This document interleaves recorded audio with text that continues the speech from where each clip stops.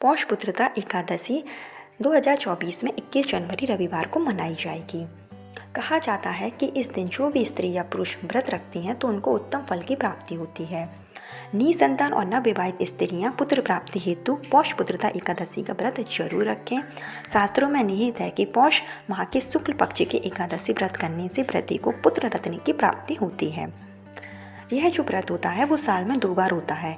एक होता है पौष माह के शुक्ल पक्ष की एकादशी को तथा दूसरा सावन माह के शुक्ल पक्ष की एकादशी को होता है।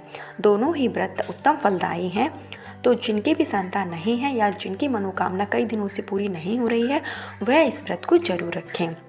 तो चलिए जानते हैं कि इसकी शुभ तिथि क्या है तथा किस दिन हमें यह व्रत करना है।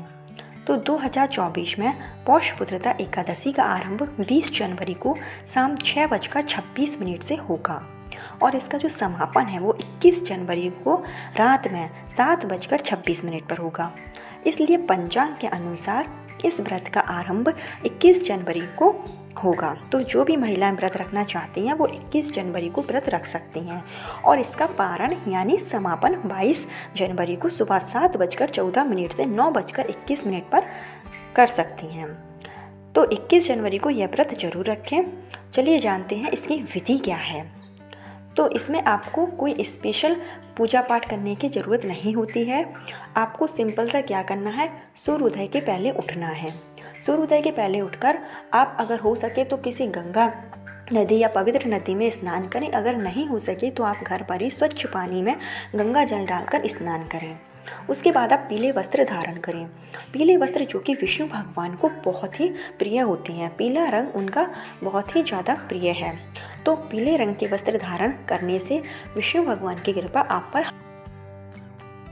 उसके बाद आपको सूर्य को अर्घ्य देना है तथा विष्णु भगवान और माता लक्ष्मी की आराधना करनी है। इसके लिए आप उनकी पूजा करिए और पूजा के लिए आपको 16 सामग्री जो कि आप पूजा में धूप, चंदन, अगरबत्ती, फूल इत्यादि यूज़ करते हैं वही आपको लेना है। और चंदन आपको विशेष करके लेना है। जो पीला चंदन है वो विष्णु भगवान के माथे पर आप लगाइए। उसके बाद आप स्वयं इसको लगा लीजिए। ऐसा करने से आपकी सभी मनोकामनाएं पूर्ण हो जाएगी तथा जल्दी आपको पुत्र की प्राप्ति भी हो जाएगी। तथा प्रसाद के रूप में आप पीली चीज़ों का इस्तेमाल कर सकते हैं, जैसे कि लड्डू हो गए या कोई भी पीली सामग्री है उसको आप प्रसाद के रूप में चढ़ाइए। और इसमें आपको दिन भर व्रत रखना है और सायंकाल में आप कोई फलाहार कर सकते हैं। आपको इसमें भोजन नहीं करना है। हो सके तो रात्रि में आप जग कर विष्णु भगवान का स्मरण करिए, उनकी आराधना करिए। इससे आपको उत्तम फल की प्राप्ति होगी। नहीं तो आप केवल व्रत रख सकती हैं। उसके बाद इसका जो उद्यापन इसका जो समापन है वो आपको 22 जनवरी को करना है। 22 जनवरी को समापन के समय भी आपको विष्णु भगवान की ही पूजा करनी है। इसके बाद आप सीधा निकाल सकते हैं, नहीं तो किसी ब्राह्मण को भोजन कराकर उसके बाद आप स्वयं भोजन कर सकते हैं। इससे आपके घर में जो भी दरिद्रता है वो खत्म हो जाएगी और माँ लक्ष्मी का आगमन आना शुरू हो जाएगा। यह जो व्रत होता है वो सभी व्रतों में उत्तम माना गया है। इससे श्री हरि विष्णु जो कि जगत के पालनकर्ता हैं वो अपना आशीर्वाद हमेशा आप पर बनाए रखते हैं। यह जो व्रत होता है वो मोक्ष प्राप्ति का मार्ग भी दिखाता है। कहा जाता है कि एकादशी का व्रत रखने वाले को भगवान विष्णु सीधा मृत्यु के बाद मोक्ष प्राप्त कर देते हैं। तो यह व्रत आप जरूर रखिए। इससे आप और 2024 में इस दिन दुर्लभ योग भी बन रहा है। तो माँ विष्णु की आराधना, अगर जो लोग व्रत नहीं कर सकते हैं तो एकादशी वाले दिन जो लोग विष्णु की आराधना करते हैं, माँ लक्ष्मी की पूजा करते हैं, उससे मात्र से ही उनको उत्तम फल की प्राप्ति हो जाएगी।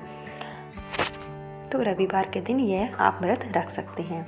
और ऐसे ही वीडियो अगर आप और भी देखना चाहते हैं और मुझसे जुड़े रहना चाहते हैं तो मेरे चैनल को सब्सक्राइब जरूर कर लीजिए।